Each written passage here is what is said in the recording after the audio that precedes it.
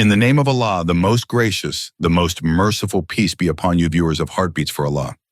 Today we dive into a topic that is both natural and spiritual, yet surrounded by myths and misconceptions. Menstruation, Haid in Islam. Why was it ordained for women? What is its purpose, and how did it begin? What does the Quran say about menstruation, and how did the Prophet Muhammad, peace and blessings be upon him, guide us regarding this matter?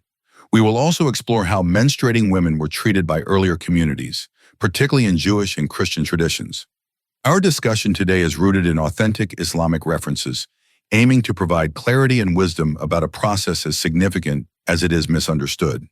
By the end, you'll have a deeper appreciation for the balanced and dignified approach Islam offers to this natural occurrence. Before we begin, if you're new to our channel, please subscribe.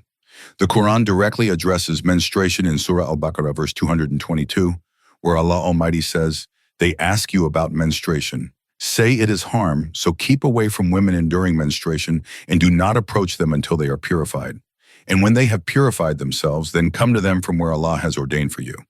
Indeed, Allah loves those who are constantly repentant and loves those who purify themselves." This verse is not just about physical cleanliness. It also emphasizes spiritual purity. Allah's words reflect His mercy, offering guidance that protects both women and their families from harm while honoring their dignity. It acknowledges menstruation as a temporary state, not as a stigma or impurity of the soul. Islam views menstruation as part of a woman's natural physiology and not something to be ashamed of. While certain restrictions apply, these are rooted in wisdom and compassion, safeguarding women's physical health and emotional well-being. By encouraging abstinence from marital relations during menstruation, Islam upholds respect for women during a time of physical vulnerability. Furthermore, this verse highlights Allah's love for those who purify themselves and seek repentance, reminding us that even in this natural process, there is an opportunity for spiritual reflection. During the time of Prophet Muhammad, peace and blessings be upon him, the treatment of menstruating women among the Jews was harsh and dehumanizing. In a narration from Sahih Muslim, Anas ibn Malik, may Allah be pleased with him, reports, when a Jewish woman began menstruating, her family would not eat with her, drink with her, or even stay in the same house as her. This discriminatory behavior created a sense of isolation and shame for women during their monthly cycles. Naturally, the companions of the Prophet, peace and blessings be upon him, were curious about the Islamic stance on this matter. They approached the Prophet, peace and blessings be upon him, with their questions. And in response, Allah revealed the verse from Surah Al-Baqarah mentioned above. The Prophet, peace and blessings be upon him, clarified that men could continue to interact with their wives normally during menstruation, with the only restriction being intimate marital relations. This balanced approach was in stark contrast to the extreme practices of the Jews. Islam neither isolates women nor disregards their dignity. When the Jews learned about this Islamic teaching, they mocked it, saying, "This man, Muhammad, peace and blessings be upon him, opposes all our practices."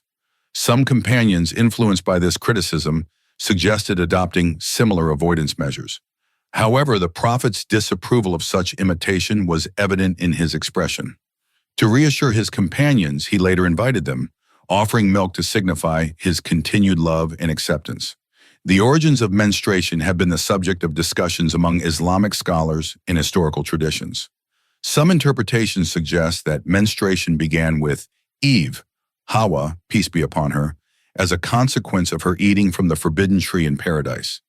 This view is often cited to explain how menstruation was introduced to humanity, serving as a reminder of the trials and responsibilities that came with leaving paradise. However, this interpretation is not universally accepted. A more authentic understanding comes from the teachings of Prophet Muhammad, peace and blessings be upon him. During the farewell pilgrimage, Hajjatul Wida, Aisha, may Allah be pleased with her, began menstruating and expressed distress, fearing she would miss performing the rites of Hajj.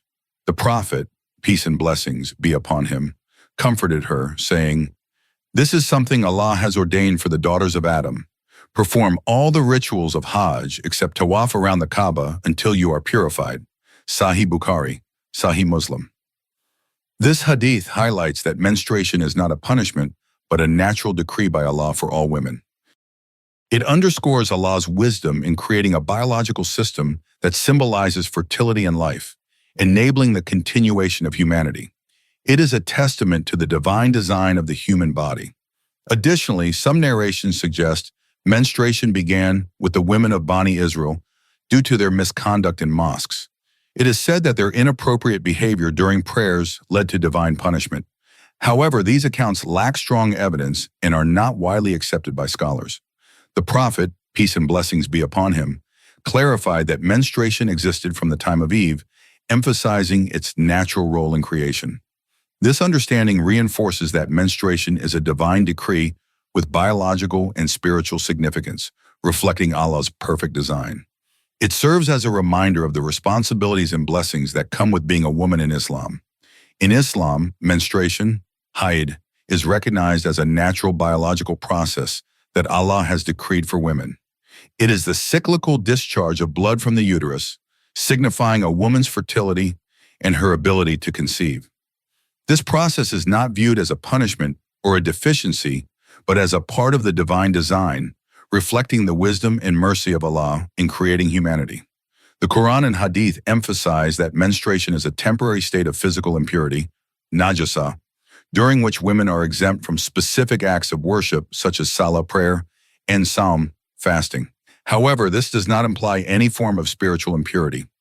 On the contrary, Islam acknowledges the physical and emotional challenges women face during this time and provides allowances to ensure their comfort and well-being. The Prophet Muhammad, peace and blessings be upon him, treated menstruation as a natural aspect of a woman's life. In a famous narration, Aisha, may Allah be pleased with her, mentioned that during her menstruation, the Prophet, peace and blessings be upon him, would rest his head in her lap and recite the Quran. This compassionate and respectful behavior demonstrates that menstruation does not diminish a woman's role in her family or her spiritual value in Islam. Additionally, women are encouraged to engage in acts of remembrance, dhikr, and supplication, dua, during their cycles, maintaining their connection with Allah. Once menstruation ends, women perform ghusl, ritual purification, and resume their acts of worship without any penalty or blame for the days they missed. Islam's approach to menstruation reflects its emphasis on mercy, balance, and respect, ensuring that women are honored and their well-being is prioritized while maintaining their spiritual connection with Allah. Islam provides clear and compassionate guidelines for women during menstruation, striking a balance between physical needs and spiritual obligations. These rulings aim to ensure that women's well-being is prioritized while maintaining their spiritual connection with Allah. During menstruation, women are exempt from acts of worship such as salah prayer and sawm fasting. This exemption reflects Allah's mercy, acknowledging the physical challenges women may face during this time. Missed fasts in Ramadan, however, must be made up after the month ends, while missed prayers do not require compensation. Additionally, women cannot perform tawaf around the Kaaba while menstruating, as this act requires a state of physical purity. Despite these restrictions, women are encouraged to engage in dhikr, remembrance of Allah, and make dua, supplication, allowing them to maintain a strong connection with their Creator. In marital relations, intimate interactions are prohibited during menstruation. However, this does not mean isolation or emotional distance. Islam encourages husbands and wives to maintain emotional closeness and support each other, fostering a loving relationship even during this time. The restrictions on intimacy are not a form of alienation, but a measure of respect for the woman's condition during her cycle. Once menstruation ends, women are required to perform ghusl, a ritual bath, to attain physical and spiritual purity. This act of purification symbolizes a fresh start, allowing them to resume acts of worship and spiritual activities. These rulings, rooted in wisdom and mercy, reflect Islam's holistic approach to menstruation. They honor women's natural cycles, provide them with necessary rest, and preserve their dignity while encouraging their spiritual growth.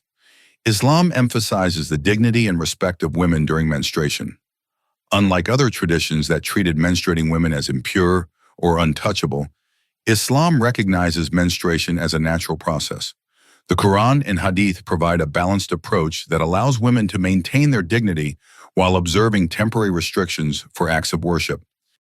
Aisha, may Allah be pleased with her, narrated that during her menstruation, the Prophet Muhammad, peace and blessings be upon him, would rest his head in her lap and recite the Quran. This beautiful act demonstrates the love and respect the Prophet showed toward his wives, regardless of their state. Dear viewers, menstruation is a natural and essential part of a woman's life, rooted in the wisdom of Allah's creation. Islam approaches it with balance, compassion, and respect, providing clear guidance for women and their families. The teachings of the Quran and Hadith emphasize the dignity of women, offering a comprehensive framework for understanding this natural process. We hope this discussion has been informative and enlightening. If you found this video helpful, share it with others and subscribe to our channel for more authentic Islamic content. May Allah grant us knowledge and understanding of His wisdom. Until next time, take care of yourselves and your loved ones.